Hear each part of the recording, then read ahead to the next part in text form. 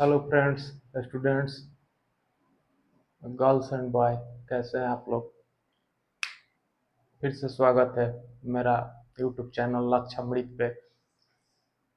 और चलिए देख लेते हैं आगे वाला जो वीडियो बचा है, जैन धर्म धार्मिक आंदोलन से संबंधित जो वीडियो बचे हुए हैं उसको कंप्लीट किया जाए। नेक्स्ट वीडियो में इसको समाप्त करने की कोशिश होगी कि पूरे धार्मिक आंदोलन से जितने भी फैक्ट्स और जितने भी समझ निकल कर सामने आते हैं उसको एक तरह से खत्म करने की कोशिश होगी 3 वीडियो में। तो अभी जैन धर्म से हम लोगों ने देखा था, उसका थोड़ा सा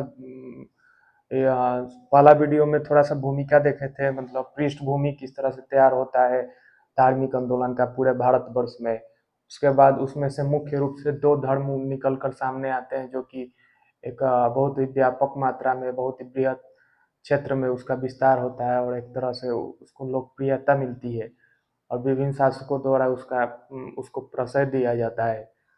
तो उसमें बौद्ध और जैन मुख्य रूप से 2 थे। तो जैन जो था वो थोड़ा पहले आया था, बुद्ध से थोड़ा पहले माना जाता है।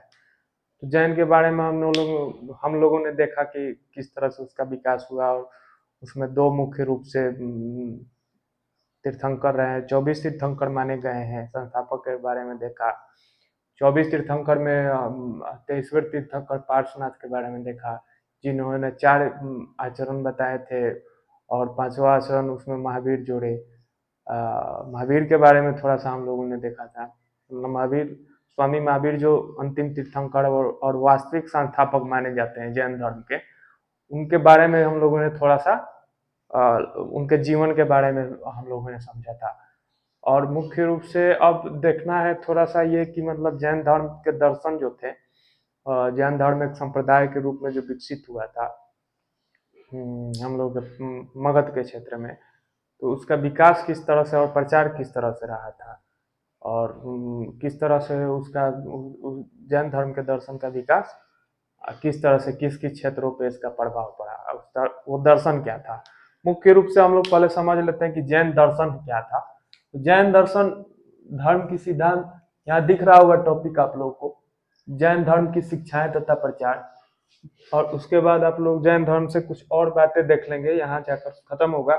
उसके बाद बौद्ध धर्म यहाँ से स्टार्ट करेंगे हम लोग, जो चूंकि दोनों एक ही साथ जुड़े हुए हैं तो इनको एक ही साथ वीडियो बनाने की कोशिश है कि इनमें कंफ्यूजन ना रह जाए। बराबर इसमें कंफ्यूजन शुरुआत में मिलती है। शुरुआती दौर में आप लोगों को अगर धार्मिक आंदोलन से क्वेश्चन बनाकर पूछा जाता है तो जैन धर्म और बौद्ध धर्म में कंफ्यूज हो जाते हैं। इसके वजह से दोनों एक ही साथ कंबाइन करने की कोशिश की है मैंने। तो यहाँ से बौद्ध धर्म में थोड़ा सा बुद्ध के बारे में हम लोग देखेंगे, उनके जीवन के बारे में। जैन धर्म की शिक्षाएं तथा प्रचार, मुख्य रूप से जैन धर्म का जो दर्शन था, जिसको महावीर स्वामी ने बहुत ही बृहद रूप में इसका विस्तार किया था और अपना उपदेश दिए थे और मुख्य वास्तविक संस्थापक के रूप में जो जाने जाते थे, उनका दर्शन ये था कि जैन धर्म में संसार को दुख मूलक माना गया है। पूरा ये संसार जो है एक तरह से दुख मान से परि दुख से पूरा संपन्न है। तो संपन्न नहीं बोल सकते हैं, दुख मूलक है। जैन धर्म में संसार को दुख मूलक माना गया है और इस संसार का जो वास्तविक कारण है, संसार का होने का या पूरे प्रकृति का होने का वास्तविक कारण ईश्वर नहीं है। ये वास्तविक कारण संसार ही है और इसका 5 महाभूत जो बोले जाते हैं, वही मुख्य रूप से संसार उसी से निर्मित हुआ है और वहीं से चलता है। और ये पूरा संसार जो है, पूरा प्राकृतिक जो है, दर्शन में जैन धर्म के दर्शन बता रहे हैं, पूरे प्राकृतिक के 2 चीजों से मिलकर ये पूरा संसार बना है, एक तो सजीव और एक निर्जीव। और सजीव में जो जीव तत्व आते हैं उसके अंदर भी दो दो चीजें हमेशा विद्यमान रहती हैं। एक तो जड़ तत्व, एक अचेतन तत्व है, एक चेतन तत्व बोला गया है इसमें, जिसको सजीव और निर्जीव के रूप में आप लोग समझ सकते हैं। इसमें बोला गया है कि जो सजीव तत्व है, सजीव जो है, जीव जो है, उनके अंदर 2 तत्व हमेशा विद्यमान रहते हैं। एक होता है आत्मा और एक होती है आत्मा को घेरने वाला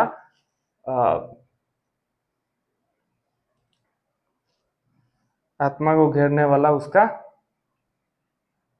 भौतिक तत्व, सॉरी, एक होता है आत्मा, और सजीव के अंदर दो तत्व हमेशा विद्यमान रहते हैं, एक आत्मा और एक आत्मा को घेरने वाला भौतिक तत्व।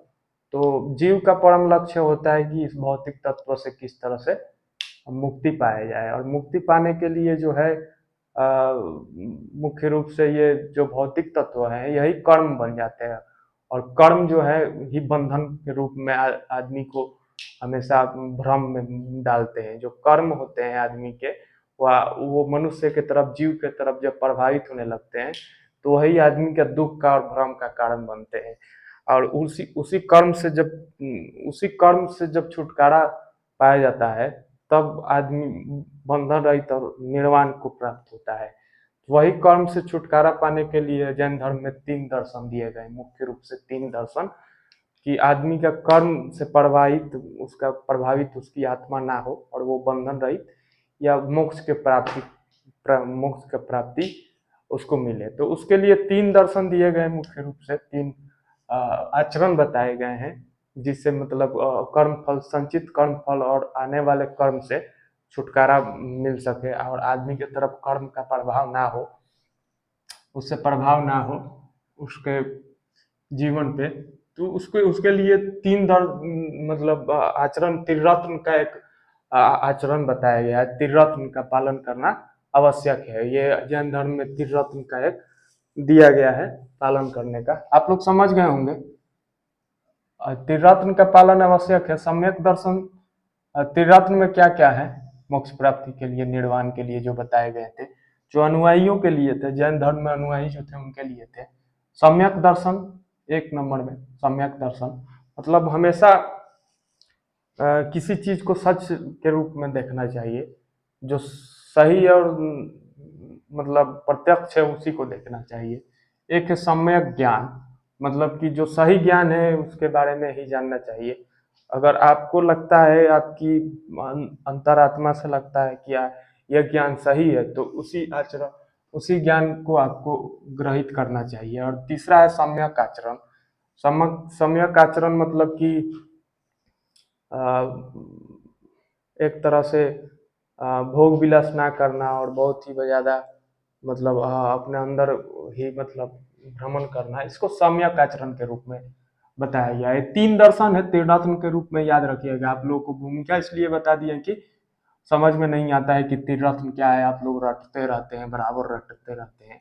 सम्यक ज्ञान, सम्यक दर्शन और सम्यक आचरण, 3 त्रिरत्न बताए गए हैं मोक्ष प्राप्ति के लिए, मुख्य रूप से जैन धर्म में। और इस संबंध में और इस आचरण को कैसे पालन किया जाए, इस आचरण को पालन, त्रिरत्न का पालन करने के लिए 5 और आचरण बताए गए हैं, 5 महाव्रत बताए गए हैं, जो कि त्रिरत्न का मतलब पालन करवाएंगे। ये मतलब 5 महाव्रत में 4 महाव्रत जो है वो पार्श्वनाथ जो 23वें तीर्थंकर जैन धर्म के थे, वो 4 महाव्रत का प्रतिपादन किए थे। और 5वां महाव्रत का प्रतिपादन जो है ब्रह्मचर्य, वो महावीर किए थे। ये याद रखिएगा, ये क्वेश्चन बनाकर पूछा जाता है। तो ये 4 महारत्न जो पार्श्वनाथ ने दिए थे उनके बारे में देख लेते हैं। 1 नंबर में सबसे पहला है अहिंसा, दूसरा सत्य, तीसरा अस्तेय, चौथा परिग्रह, और 5वां जो महावीर जोड़े थे, महावीर जोड़े थे उनको ब्रह्मचर्य बोला गया है। अहिंसा का मतलब समझते हैं, अहिंसा को बहुत ही कठोर रूप में पालन करना होता था जैन धर्म के लिए, जैन धर्म के अनुयायियों के लिए। अहिंसा के बारे में बताया गया था कि मन वचन, मतलब मन से, अपने बोली से या कर्म से किसी के बारे में मतलब ऐसा कोई भी कार्य नहीं होना चाहिए जिससे उसको मतलब दुख पहुंचता हो। इस तरह से अहिंसा को मतलब बताया गया है, परिभाषित किया गया है जैन धर्म में। और सत्य के बारे में बताया गया है कि मतलब जो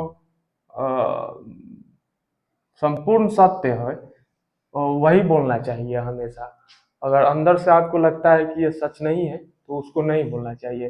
यही सत्य का महाव्रत बताया गया है। अस्तेय मतलब कि चोरी नहीं करना चाहिए आपको, किसी भी दूसरे किसी के सामान को उसके इजाजत के बिना ग्रहण नहीं करना चाहिए, या उसके घर में निवास नहीं करना चाहिए।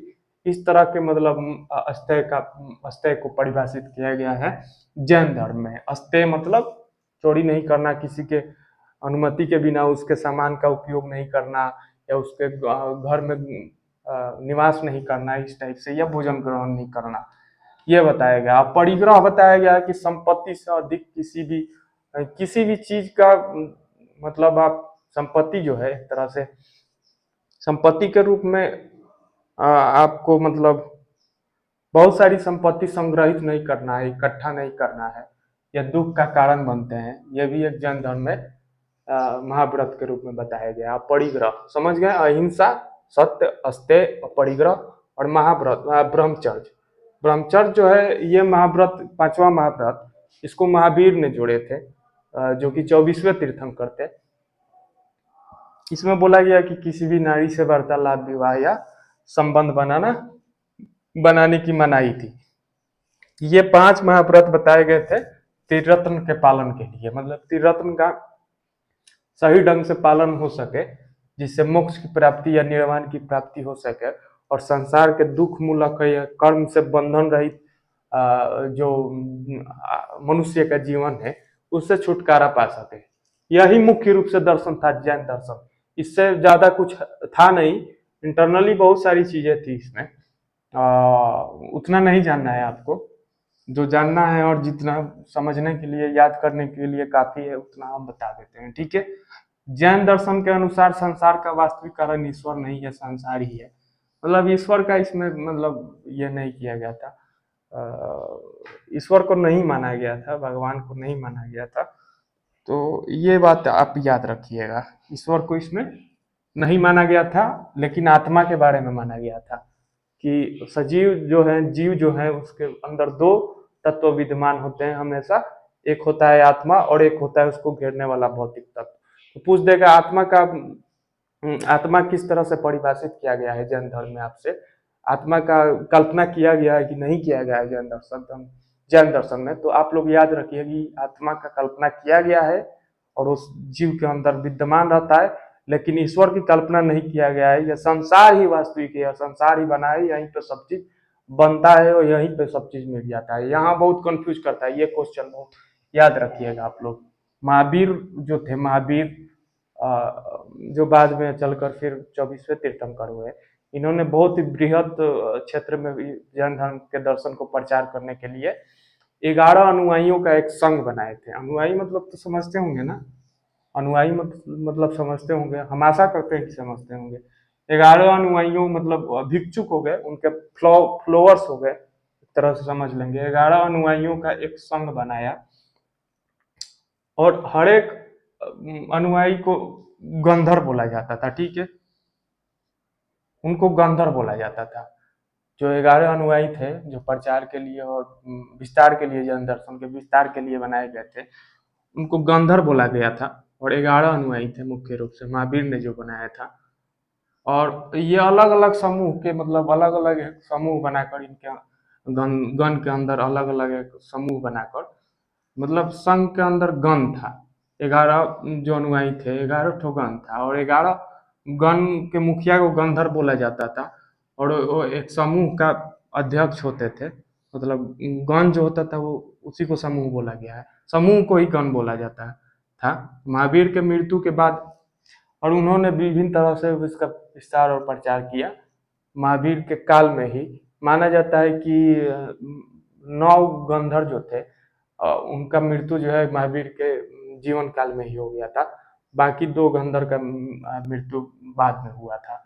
और उसी गंधर्व में से बाद में चलकर महावीर के मृत्यु के बाद जो गंधर्व थे, उनके मृत्यु के बाद ही अध्यक्ष बनते हैं, पहला अध्यक्ष। महावीर के मृत्यु के बाद पहला अध्यक्ष, डेट क्या था महावीर के मृत्यु का, 540 से अभी हमको याद नहीं आ रहा है ईस्वी, कुछ मतलब 4वीं-5वीं शताब्दी में ईसा पूर्व के आसपास में जब मृत्यु हुई थी महावीर की, हम डेट बता देंगे। सुधर्मन नाम के जो व्यक्ति था, वो प्रथम अध्यक्ष बना जैन धर्म के, जो अध्यक्ष था, वो प्रथम अध्यक्ष सुधर्मन को बनाया गया, जो कि एक गंधर्व था, और जैन संघ का प्रथम अध्यक्ष बना ये। और 44 वर्ष प्रथम अध्यक्ष यह रहा, और उसके बाद 44 वर्ष तक एक अध्यक्ष बना जम्बू नाम के, जम्बू। और जम्बू के बाद जो नंद वंश के अंतिम शासक था महापद्म नंद, जो कि एक बहुत ही बड़ा कट्टर धर्म जैन अनुयायी था, उसके समय में एक बनते हैं इसके अध्यक्ष जो है, जैन धर्म के अध्यक्ष बनते हैं, वो बनते हैं भद्रबाहु। भद्रबाहु याद रखिएगा, महापद्म नंद नंद के समय में भद्रबाहु भद्रबाहु अध्यक्ष बनते हैं जैन धर्म के, ठीक है।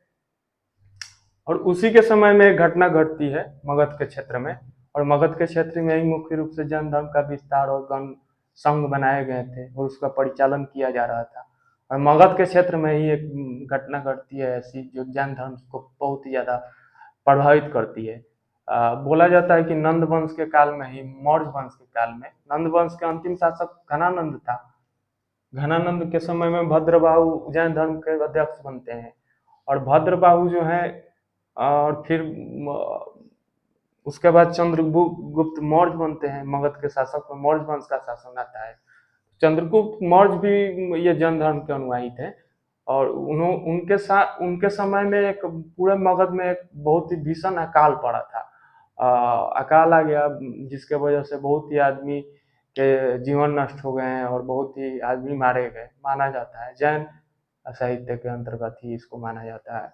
उसके बाद क्या हुआ कि चंद्रगुप्त मौर्य के विरक्त हो गए, और वो अपने भद्रबाहु जो जैन धर्म के अध्यक्ष थे उनके साथ वो कर्नाटक चले गए, क्योंकि कर्नाटक में भी थोड़ा बहुत प्रचार हो चुका था, कर्नाटक में जैन धर्म का थोड़ा बहुत प्रचार हो चुका था। तो चंद्रगुप्त और भद्रबाहु के साथ, चंद्रगुप्त मौर्य जो है भद्रबाहु के साथ कर्नाटक चले गए। सरवन बेला गोला बोला जाता है, एक जगह है कर्नाटक में, वहां जाते हैं और वहां एक संलेखना पद्धति होता है जैन धर्म के अंतर्गत, जिसमें आदमी को भोजन और पानी त्याग कर अपने जीवन समाप्त कर देना होता है। उस संलेखना पद्धति से ही चंद्रगुप्त मौर्य ने अपना जीवन समाप्त किया। और उसके बाद 12 वर्ष तक यह अकाल चला था। 12 वर्ष के बाद जब भद्रबाहु अपने अनुयायियों के साथ या भिक्षुओं के साथ जब वापस लौटे मगध में, तो यहाँ एक जो गण के रूप में या अनुयायी था वहाँ यहाँ मगध में, वो अपने अनुयायी के साथ रुका हुआ था। कुछ अनुयायी रुक गए थे यहाँ पे भी, और कुछ अनुयायी भद्रबाहु चंद्रगुप्त मौर्य कर्नाटक चले गए थे। तो यहाँ जो रुका था उसका अध्यक्ष बन गया था और पूरे जैन धर्म का प्रचार करने लगा था, वो थे स्थूलभद्र। याद रखिएगा, भद्रबाहु कर्नाटक चले गए और स्थूलभद्र यहीं रुक गया। और वहां से आने के बाद जब आए 12 वर्ष के बाद भद्रबाहु बोले कि हम ही अध्यक्ष हैं जैन धर्म के, मुख्य रूप से वास्तविक अध्यक्ष के रूप में जाने थे, आप नहीं है, आप हमारा मतलब स्थान खाली करिए। तो वहां से मतभेद स्टार्ट होता है जैन धर्म में। और वहीं उसी काल में वहां से जब वापस आते हैं तो उसी काल में एक चौथी शताब्दी ईसा पूर्व में प्रथम जैन संगति का आयोजन किया जाता है, जो कि पाटलिपुत्र में होता है। इसके बारे में भी जानना होगा। पाटलिपुत्र में होता है बिंबिसार के समय में, राजा का काल जानना नहीं जरूरी है। उसी काल में आपको प्रथम जैन संगति होता है, और वहीं से 2 भागों में पूरे जैन धर्म बढ़ जाते हैं। 2 संप्रदाय अंदर, उसके उस धर्म के अंदर 2 संप्रदाय हो जाता है। उसी को जानते हैं श्वेतांबर और दिगंबर धर्म के रूप में। जो भद्रबाहु थे, जो कि मतलब पहले अध्यक्ष थे और कर्नाटक चले गए थे अकाल के समय में, उन्होंने अध्यक्षता की दिगंबर की, और स्थूलभद्र जो थे अध्यक्ष जो थे स्थूलभद्र, यहाँ मगध में जो प्रचार कर रहे थे और अकाल के समय में रुके हुए थे, वो श्वेतांबर संप्रदाय का अध्यक्ष थे। यह याद रखिए, दिगंबर का, भद्रबाहु। और दोनों के दर्शन में मुख्य रूप से बहुत सारे बाद में विभिन्नता आ गई। इसमें मुख्य रूप से माना जाता कि दिगंबर जो थे वो नग्न रहा करते थे, और मोक्ष प्राप्ति के लिए इन्होंने नग्नता को स्वीकारा था। इसमें नग्नता का कोई ये नहीं था, ये श्वेत वस्त्र धारण करते थे, श्वेत वस्त्र धारण करते थे ये श्वेतांबर जो संप्रदाय के थे। और ये बोलते थे कि मतलब, और बाद में जो आगम साहित्य की संकलन किया गया था, जैन साहित्य के जो रचना हुई थी बाद में, उसमें उसको ये मान्यता नहीं देते थे, और ये बोलते थे कि महावीर स्वामी एक भगवान के रूप में थे, भगवान के रूप में। ये भगवान के रूप में नहीं, ये व्यक्ति के रूप में इनकी पूजा करते थे। और ये इसमें एक और था श्वेतांबर में, इसमें स्त्रियों, ये दिगंबर बोलते थे कि स्त्रियों को मोक्ष प्राप्ति का अधिकार नहीं है, मतलब निर्वाण प्राप्ति या उनको अनुयायी नहीं बनाया जाता था दिगंबर संप्रदाय में। लेकिन स्त्रियों का इसमें मोक्ष प्राप्ति को बताया गया है, स्त्रियों को लेकर श्वेतांबर में। तो ये विभिन्न मतों में विभिन्नता की वजह से जैन धर्म अंततः 4वीं शताब्दी ईसा पूर्व में श्वेतांबर और दिगंबर में बट गया। इसको 10 इतना ही है, समझ लिए। इसमें कुछ याद तो नहीं करना है। भद्रबाहु ये याद रखिएगा यहाँ से। और 2 चीज याद रखिएगा, एक ईश्वर की कल्पना नहीं की गई है, आत्मा की कल्पना की गई है, ये चीज याद रखिएगा। और ये त्रिरत्न जो है यहाँ जैन धर्म से संबंधित है, उनके बारे में समझ गए होंगे। चलिए आगे देखते हैं जैन धर्म। जैन धर्म से जो मुख्य रूप से महावीर स्वामी की शिक्षाओं का संकलित करने के लिए, या जैन धर्म के जो भी शिक्षाएं या तीर्थंकर जो शिक्षा और अपना उपदेश दिए थे, उनको एक तरह से लिपिबद्ध करने के लिए या संकलित करने के लिए, किताब के रूप में बनाने के लिए उनके दर्शन को, देखिए एक जो मेरा शब्द का उपयोग है थोड़ा सा लेवल लग रहा होगा आपको कि हाई है या कुछ ज्यादा ही डाल रहे हैं सब, लेकिन आप थोड़ा सा अपना स्तर नहीं बढ़ाइएगा तब तक आप दरोगा लेवल या ग्रुप बी या ए तक नहीं पहुंच पाइएगा, ठीक है। महावीर स्वामी की शिक्षाओं को संकलित करने के लिए 2 जैन सभाओं का आयोजन किया गया था मुख्य रूप से, ये जान लेते हैं। महावीर स्वामी ये पूरे जैन धर्म के जो शिक्षाएं थी, उसमें एक पहला जो हुआ था वो प्रथम जैन सभा हुआ था, स्थान था पाटलिपुत्र था, पाटलिपुत्र। और इसका अध्यक्ष जो थे स्थूलभद्र थे, इन्हीं की अध्यक्षता में हुआ था। इसमें भी भाग नहीं लिए थे, दिगंबर संप्रदाय के जो लोग थे वो भाग नहीं लिए और 2 संप्रदायों में बट गया था। इसमें 12 पहला जो प्रथम साहित्य के रूप में जो रचना हुई थी, 12 अंगों की रचना की गई थी। अंग बोला जाता है इन साहित्यों को। 12 अंगों का संकलन किया गया पहला साहित्य को, इसमें प्रथम जैन संगति में जो प्रथम पाटलिपुत्र में हुआ था, ठीक है। और दिगंबर और सितंबर में बट गए, ये तो आप जान गए। 1513 एडी या 1516 या 26 ईस्वी में, मतलब कि गुप्ता पीरियड में,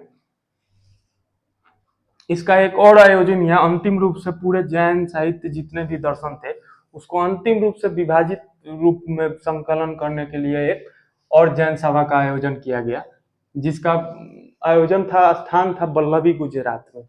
गुजरात के क्षेत्र में बल्लभी जगह है, यह जगह याद रखिएगा। द्वितीय जैन संगति कहाँ हुआ था। इसके अध्यक्ष जो थे देवार्धिगण या क्षमा श्रवण, इनको बोला जाता है अध्यक्ष। और जैन साहित्य का अंतिम संकलन इसी में किया गया था, इसी के दूसरे जैन संगति में, ठीक है। और तो कुछ नहीं बचता है, ठीक है। जैन साहित्य को आगम कहा जाता है। इनके जो साहित्य जो होते हैं उनको आगम बोला जाता है। आगम का मतलब होता है सच्चा ज्ञान, सच्चा ज्ञान टाइप का इसका अर्थ होता है, आगम बोला जाता है जैन साहित्य को। इसके लिखने की जो भाषा थी उसको अर्धमगधी या प्राकृत, ये याद रखिएगा, ये इम्पोर्टेंट है। अर्धमगधी मतलब मगधी में अर्धमगधी, मगधी एक भाषा होता है उसको, या प्राकृत एक उस समय का जन सामान्य की भाषा थी प्राकृत, उसमें लिखा गया है इसको, आगम साहित्य को। मुख्य रूप से कितने साहित्य थे इसमें, तो 12 अंग थे, 12 उपांग थे, 10 प्रकीर्ण थे और 6 छेद सूत्र थे और 4 मूल सूत्र थे। इतना ही साहित्य का संकलन अभी तक जैन साहित्य में मिलता है। 12 अंग, 12 उपांग, 10 प्रकीर्ण, 6 छेद सूत्र और 4 मूल सूत्र, ठीक है। इसमें सब नहीं पढ़ना है आपको, मुख्य रूप से आपको बता देते हैं कि कौन कौन जैन साहित्य मुख्य रूप से ये था। अचरांग सूत्र दिखाई दे रहा होगा, दिखाई दे रहा है ना। अचरांग सूत्र इसमें मुख्य रूप से माना जाता है कि जो हम्म, अचरांग सूत्र में जो तीर्थंकर थे जैन धर्म के, या उनके अनुयायियों के लिए, जैन धर्म के अनुयायियों के लिए एक तरह से नियम और विनियम का वर्णन इसमें अचरांग सूत्र में देखने को मिलता है। भगवती सूत्र में जितने भी जैन धर्म के तीर्थंकर हैं, उनके जीवन काल से संबंधित घटनाएं या जीवनी के बारे में पढ़ने को मिलता है, या इस साहित्य से देखने को मिलता है भगवती सूत्र। और इसी से 16 महाजनपदों की भी जानकारी हम लोगों की मिलती है। ये सूत्र ग्रंथ है जिसको आगम बोला जाता था। ठीक है। और एक कल्प सूत्र है जो कि भद्रबाहु प्रथम पहले अध्यक्ष थे और दिगंबर संप्रदाय के जो संस्थापक थे भद्रबाहु, उन्होंने कल्प सूत्र नामक जैन साहित्य लिखा है। और दूसरा एक परशिष्ट परमन है। परशिष्ट परमन भी हेमचंद्र द्वारा लिखा गया था। ये एक शासक थे। इतना ही जानना है, इससे ज्यादा नहीं जानना है। चरांग सूत्र, भगवती सूत्र, कल्प सूत्र, परशिष्ट परमन। कल्प सूत्र भद्रबाहु ने लिखा था, ये याद रखिएगा आप लोग। और इसके अनुयायी और प्रचार के संबंध में जो मुख्य मुख्य बातें रही, और जिन शासकों ने, मुख्य मुख्य शासकों ने उस समकालीन इस धर्म का प्रचार करने में सहयोगी रहे या प्रशय दिए, उसमें मुख्य रूप से बज्जी संघ में जो लिच्छवी गणराज था, उसके शासक चेटक जो थे, जिसकी मुख्य रूप से माना जाता है कि इसके मामा भी थे महावीर के, तो ये भी एक तरह से रहे थे प्रशय और अनुयायी रहे। पहला बने थे, इनके शिष्य बने थे।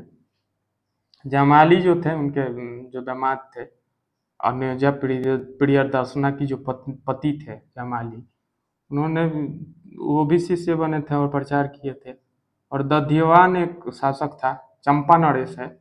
ये दधिवाहन याद रखिएगा आप लोग। दधिवाहन चंपा उस समय में जो हम की राजधानी था, उसी का शासक था दधिवाहन। ठीक है। वो भी महावीर के स्वामी महावीर के मतलब अनुयायियों में से एक था। चेटक थे, जमाली थे, दधिवाहन थे, और चंदना उन दधिवाहन जो चंपा नरेश था, दधिवाहन उसकी पुत्री थी, और ये पहली स्त्री शिष्या के रूप में जानी जाती है महावीर की, चंदना।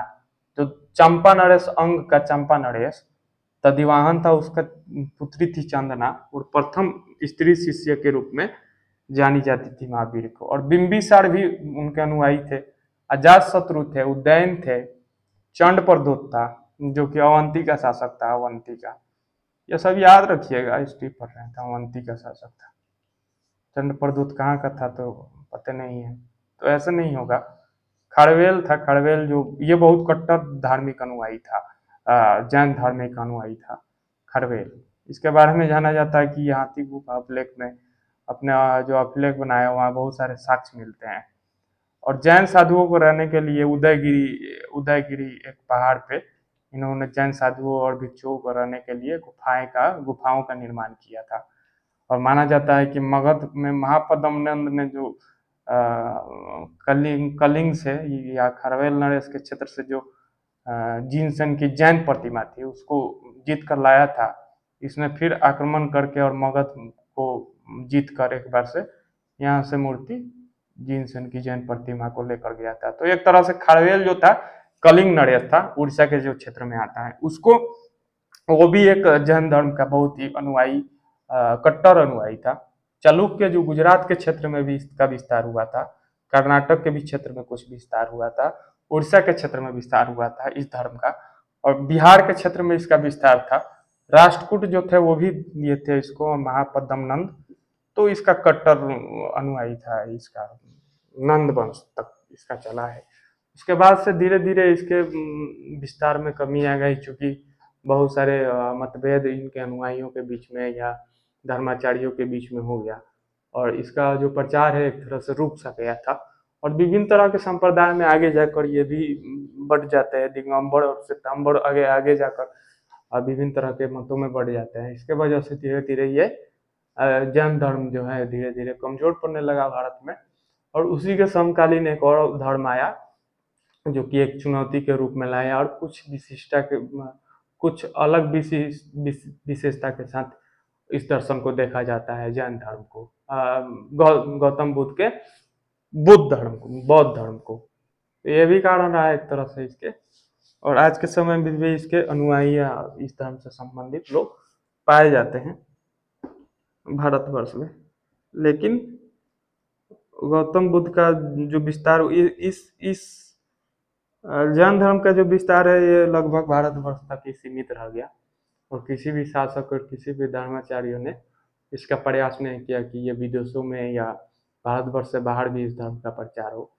लेकिन ऐसा बौद्ध धर्म में नहीं हुआ था, और बौद्ध धर्म जो था वो बहुत व्यापक रूप में विश्व में भी देखा जाता है। मुख्य रूप से भारत में तो कम विस्तार इसका आप देखने को मिलता है। जहाँ से उत्पत्ति हुई थी बौद्ध धर्म का वहाँ विस्तार कम है, लेकिन विदेशों में या दूसरे देशों में इसका विस्तार बहुत देखने को, संपूर्ण पूरा देश बौद्ध धर्म से ही संचालित होता है, इस तरह से भी देखने को मिलता है। बौद्ध धर्म के बारे में हम लोग देख लेते हैं, खत्म करते हैं नेक्स्ट वीडियो में। थोड़ा सा बौद्ध धर्म में गौतम बुद्ध के बारे में हम लोग देख लेते हैं, क्योंकि आप लोग जानते होंगे बहुत ज्यादा इसमें बताने की जरूरत वाली कोई चीज है नहीं।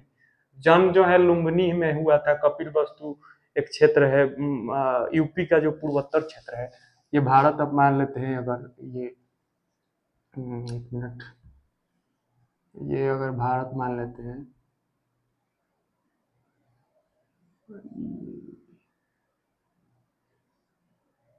तो ये वाला जो क्षेत्र है यूपी का एकदम नेपाल से सटा हुआ, बस्ती और गोंडा का जो क्षेत्र है पूर्वोत्तर पूर्वोत्तर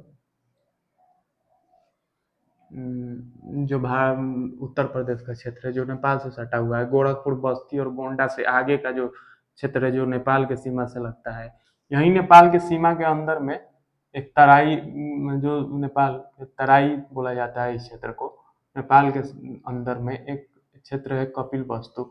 और कपिल वस्तु एक राज्य के रूप में उस समय विकसित था। तो उसके राजा थे उनके पिता, सिद्धार्थ के पिता। यहीं हुआ था इनका जन्म मुख्य रूप से कपिल वस्तु में, नेपाल की तराई में। और ग्राम था लुम्बिनी। लुम्बिनी एक जगह था उसी के अंदर में, उसी राज्य के अंदर में एक गांव के रूप में था लुम्बिनी। और इनका जन्म हुआ था 563 बीसी में। 563 बीसी माना जाता है में इनका जन्म लुम्बिनी में कपिल वस्तु नेपाल की तराई में हुआ था गौतम बुद्ध का। उनका बचपन का नाम सिद्धार्थ है। बौद्ध धर्म को हम समझ लेंगे बाद में विस्तार जिस तरह से हुआ था। लेकिन अभी देख लेते हैं कि बौद्ध धर्म के संस्थापक मूल जो क्वेश्चन आते हैं जहाँ से पूछा जाता है, बौद्ध धर्म के संस्थापक गौतम बुद्ध ही थे, तो उनके बारे में जानना ज्यादा जरूरी हो जाता है। पहले 563 में जन्म लुम्बिनी ग्राम में कपिल वस्तु था, नेपाल की तराई क्षेत्र में। बचपन का नाम सिद्धार्थ था, बचपन का नाम इनका सिद्धार्थ था। गौतम बुद्ध बचपन में नहीं बोले गए। और पिता इनके जो थे शुद्योधन थे। शुद्योधन जो थे शाक्यगण के प्रधान थे। ये शाक्यगण कपिल वस्तु के अंदर एक गण था शाक्यगण, उसका ही प्रधान थे। ठीक है, तरह से छोटे मोटे राजा बोल सकते हैं, ये थे शाक्यगण के प्रधान थे। शाक्यगण, माता माया देवी थी। जन्म देने के बोला जाता है 7वें दिन की मृत्यु हो गई थी। और महाप्रजापति गौतमी इनकी मौसी थी, इन्हीं ने इनका पालन पोषण किया था, ये याद रखिएगा। तो माता मतलब वास्तविक माता माया देवी, लेकिन पालन पोषण करता महाप्रजापति गौतमी, जो कि इनकी मौसी थी गौतम बुद्ध की। और पत्नी जो थी यशोधरा थी, यशोधरा याद रखिएगा। इनका शादी भी हो गया था बहुत कम उम्र में। इनका जो जन्म हुआ था तो एक इनका कौंडिल्य नाम के एक पंडित से इनका मतलब भाग्य दिखाया गया था कि ये बालक आगे चल के कैसा होगा, क्योंकि राजा का एक ही लड़का पला शुद्योधन का हुआ था। उन्होंने बोला था कि ये बहुत ही एक पराक्रमी शासक होगा, बहुत ही बड़ा शासक के रूप में या शक्तिशाली शासक के रूप में आएगा, या फिर एक सन्यासी बन जाएगा। दो ही अनुमान लगाया गया था। इसके वजह से इनका शादी, और ये सन्यास की तरफ ज्यादा ही उन्मुख थे बचपन से ही, और कहीं एकांत में बैठकर या अपने बगीचे में बैठकर दिन भर एक चीज पे फोकस करके सोचा करते थे हमेशा से। इस वजह से इनको देखा गया कि मतलब ये सन्यास की तरफ विमुख हो रहे हैं। तो सुद्योधन इनके पिता थे, निराश रहने लगे कि क्यों, कैसे चलेगा हमारा अगला राज जो होगा वो कैसे चलेगा। जिसके वजह से इनका कम उम्र में ही शादी करा दी गई थी यशोधरा से। ठीक है, पुत्र भी हुआ था इनका एक राहुल। राहुल एक पुत्र हुआ था। जीवन उसके बाद क्या हुआ कि इनका 29 वर्ष या 25 जब वयस्क हो गए, वयस्क के बाद हो गए, तो उसके बाद इन्होंने 4 मूला बोला जाता है कि इनका गृह त्याग या सन्यासी बनने से पहले ये 4 दृश्य को देखे थे और इनके मन में वैराग्य की भावना उत्पन्न हुई थी। ठीक है, 4 दृश्य देखे थे जिनके बारे में, जिन्हें देखकर इनके मन में वैराग्य की भावना उत्पन्न हुई थी। जीवन संबंधी 4 दृश्य देखे थे। पहला देखे थे वृद्ध व्यक्ति को एक देखे थे, और एक बीमार व्यक्ति, लाचार जो बीमार व्यक्ति, रोगग्रस्त व्यक्ति है, उसको देखे थे, और एक देखे थे मृत व्यक्ति को। एक मृत व्यक्ति को देखे, पहला वृद्ध व्यक्ति, उसके बाद बीमार व्यक्ति, उसके बाद मृत व्यक्ति, उसके बाद प्रसन्न मुद्रा में स्वयं सन्यासी को देखे थे। भटकता हुआ एक सन्यासी जो था प्रसन्न मुद्रा में था, उसको देखे थे। वृद्ध व्यक्ति, बीमार व्यक्ति, मृत व्यक्ति और प्रसन्न मुद्रा में सन्यासी। इसके वजह से इनके मन में वैराग्य की भावना उत्पन्न हुई, और 29 वर्ष की अवस्था में ये गृह त्याग करते हैं।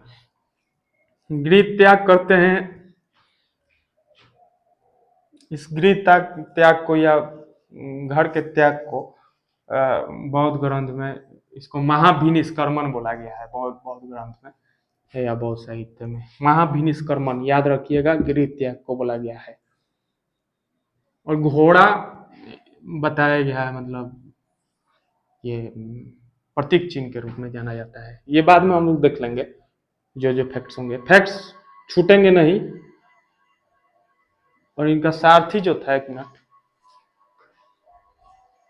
इनका सारथी जो था, सारथी का नाम चांद था, याद रखिए। घोड़ा का नाम कंथक था, कंथक दिखाई दे रहा होगा, कंथक। ये 2 चीज याद रखिएगा। सारथी जो था, जो उनको गृह त्याग के समय में नगर से बाहर की छोड़ा था, उसका नाम चांद था, और घोड़ा का नाम इसका बहुत ही प्रिय घोड़े के रूप में जाना जाता है, कंथक था। इनके साथ हमेशा रहता था। ये पहले ये बोला जाता है कि जंगल से होते हुए मगध के क्षेत्र में प्रवेश किए, और मगध के क्षेत्र में फिर वैशाली के क्षेत्र में भी आए। वैशाली के क्षेत्र में आए तो यहाँ उनकी पहली मुलाकात एक अलाड़ कलाम सन्यासी से हुआ था। अलाड़ कलाम दिखाई दे रहा होगा, सन्यासी से हुआ था। और वो अलाड़ कलाम सांख्य दर्शन का सन्यासी था, सांख्य दर्शन का समर्थक था, अनुयायी था। ठीक है, से मिले, और वहां से फिर मिलने के बाद मगध में भी गए थे। ये मगध के क्षेत्र में भी गए थे। मगध के क्षेत्र से भटकते हुए फिर जंगल के रास्ते ये पहुंच गए गया। उस समय बोध गया के क्षेत्र में पहुंचे। बोध गया को उस समय उड़वेला बोला जाता था, उड़वेला भी बोला जाता है बोध गया को उड़वेला बोला जाता है, जहाँ गौतम बुद्ध को ज्ञान की प्राप्ति, बहुत दिन भटकने के बाद उड़वेला पहुंचे, और वहां बहुत तपस्या करने के बाद उनकी उड़वेला में ही निरंजना नदी याद रखिएगा आप लोग, और पीपल वृक्ष निरंजना नदी, पीपल वृक्ष के नीचे इन्होंने कठोर तपस्या के बाद 6 वर्ष की कठोर तपस्या के बाद उनको बोधि या ज्ञान, परम ज्ञान की प्राप्ति हुई, तथा सिद्धार्थ नीचे दिखाई नहीं दे रहा होगा। बोधि या परम ज्ञान की प्राप्ति तपस्या करने के बाद पीपल वृक्ष के नीचे निरंजना नदी, उड़वेला या बोधगया में उनको ज्ञान की प्राप्ति हुई थी, जिसको बोधि बोला जाता है। परम ज्ञान को जो प्राप्त हुए थे वो उसको बोधि बोला जाता है। उसके बाद से सिद्धार्थ बुद्ध कहलाए, गौतम बुद्ध कहलाए। इसके बारे में जानना होगा आपको। तथागत भी कहा है, तथागत। और उनका 2-3 नाम और है, याद रखिएगा आप लोग, यहाँ देख लीजिए आप लोग। एक इनको तथागत बोला जाता है, तथागत। एक बोला जाता है शाक्य मुनि,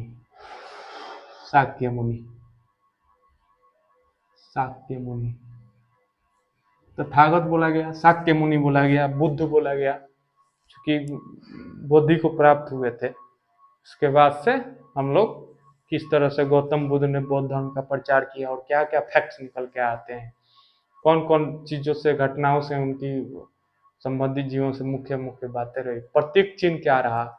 इसमें भी प्रतीक चिन्ह को रूप में जाना जाता है जैन धर्म के तीर्थंकर के बारे में। तो ये थोड़ा सा प्रतीक चिन्ह देख लीजिएगा, हर एक तीर्थंकर का अपना अपना एक प्रतीक चिन्ह होता था। जैसे कि महावीर स्वामी का सिंह था, ठीक है, पार्श्वनाथ का सर्प फन था, सर्प का फन प्रतीक चिन्ह के रूप में। ये प्रतीक चिन्ह थोड़ा सा देख लीजिएगा आप लोग, ये नहीं लिख पाए हैं हम।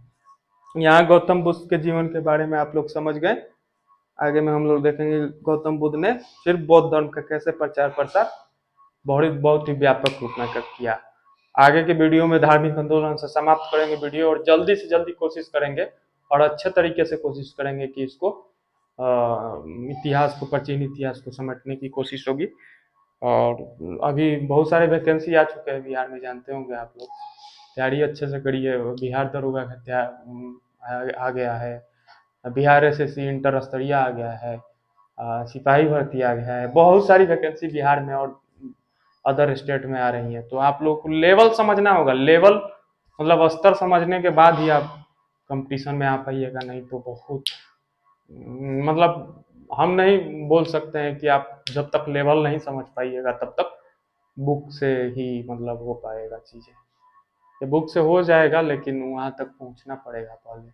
आप किस रास्ते से पहुँचते हैं, ज़्यादा मेहनत करके पहुँचते हैं या आसान रास्ते से पहुँच जाते हैं, ये आपके ऊपर निर्भर करता है। चलिए, वीडियो अच्छा लगे तो शेयर एंड सब्सक्राइब, सब्सक्राइब तो जरूर करिएगा। सब्सक्राइब बता देते हैं आपको, सब्सक्राइब सब्सक्राइब जरूर करिएगा, ठीक है, सब्सक्राइब होता है, ठीक है।